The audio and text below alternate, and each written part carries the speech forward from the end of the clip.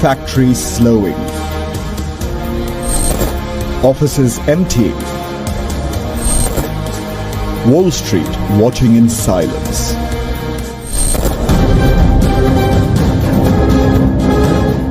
Across the United States, a new wave of job cuts is sweeping through corporate America, and the numbers are staggering.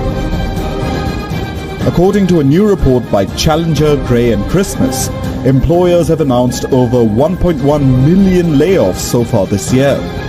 The American job market is tightening at an alarming pace, and the country's newest graduates are increasingly the ones bearing the brunt of this pressure as they struggle to secure their first roles. There has been a deepening U.S. layoff crisis that has now crossed 1 million cuts this year, pushing thousands of fresh graduates out of the job market. The world rarely moves in silence. Global power shifts don't always arrive with explosions or dramatic declarations. Sometimes, they begin with subtle changes: new trade agreements, unexpected partnerships, shifts in investment flows, and bold economic decisions that ripple across continents. Over time, these quiet decisions become the story of a new world. And today, that story involves Africa's rising economic independence and America's deepening job market challenges. The reactions, debates, and headlines surrounding these changes have placed the United States under increasing pressure, while African nations gain global confidence like never before. For decades, the United States was considered one of Africa's most dominant economic partners. From agriculture to technology, from security cooperation to investment, the U.S. played a major role in shaping economic activity across the African continent. But the world is different now. Mobility, trade, and influence are no longer controlled by a single power. African countries, once heavily dependent on Western systems, are rapidly diversifying. New partnerships with Asia, the Gulf, Europe, and within Africa itself have opened fresh paths for growth. These shifts do not represent hostility. Instead, they reflect economic maturity.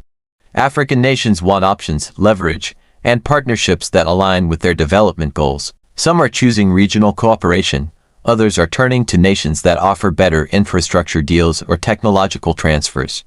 Others are building internal capacity: manufacturing, agriculture, renewable energy, minerals processing, and digital economies. This movement has been years in the making, but its global impact is finally becoming visible. Inside the United States, the job market shows signs of strain. Many sectors from manufacturing to technology to logistics are confronting rapid automation, global competition, and shifting trade agreements. Workers face uncertainty. Entire industries are restructuring.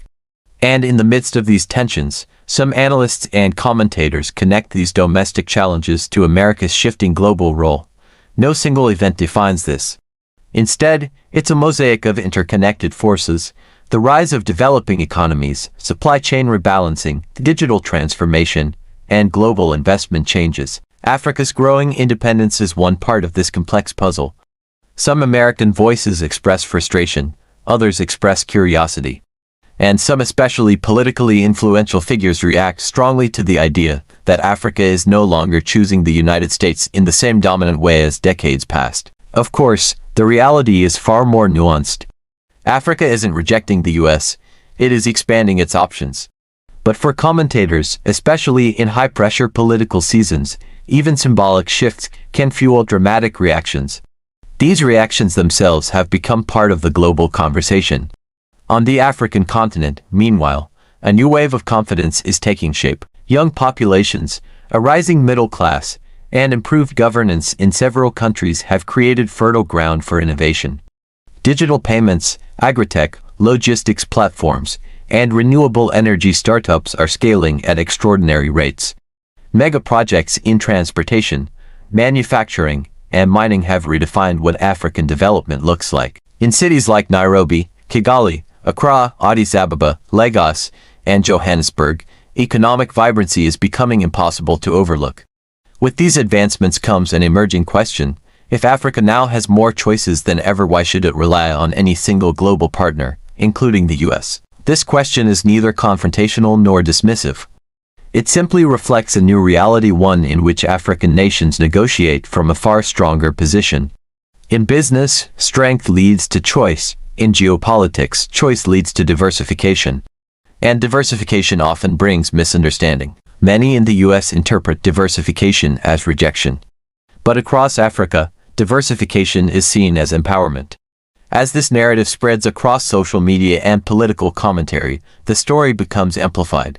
Africa is stepping into the global spotlight, while America grapples with internal economic pressure. When job numbers fluctuate in the U.S., critics quickly draw connections to global competition. When African countries sign major deals with new partners, commentators link the news to America's declining influence. These connections aren't always accurate, but they reflect public concern.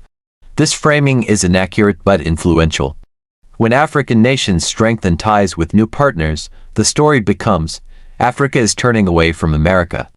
When African economies grow, some interpret it as America losing ground. And when job markets in the U.S. tighten, frustration looks for an external cause. In this atmosphere, sharp commentary emerges. Public figures react strongly. Media outlets amplify reactions. Audiences engage emotionally. The narrative becomes more dramatic than the reality. Despite these perceptions, Africa and the U.S. continue to share trade, investment, cultural exchange, and diplomatic relations. But the way the public interprets the relationship is evolving. Economic anxiety in the U.S. shapes emotional responses. Economic confidence in Africa shapes new decisions. Together, these two forces create a powerful narrative, one that captures global attention. The story is not simply Africa rising or America struggling. It's the broader reality of a world where multiple economic centers coexist. The future will not be dominated by a single power, it will be shaped by interconnected partners. Africa's growth is part of that evolution. America's internal challenges are part of its own cycle of economic restructuring. The intersection of these forces shapes the headlines, commentary, and global conversations happening today. This is not a story of rivalry, collapse, or rejection. It is a story of global transformation, one in which Africa steps confidently into a new era, while the United States confronts internal challenges and reshapes its economic identity.